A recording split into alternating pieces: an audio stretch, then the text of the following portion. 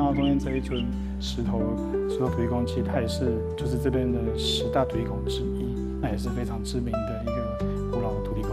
我们那天来这边取景拍摄这边地方的时候，其实相当的热闹。外面啊，其实搭了棚啊，下面有很多等一下土地公祭祀完之后的一个吃福会，那这边聚集了非常多的乡亲里民，大家就在这边准备要把楼住。最重要的地方是说，我会看到这一群人在这个地方，你会发现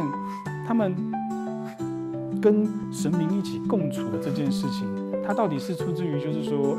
居民自己想要持续这个传统，还是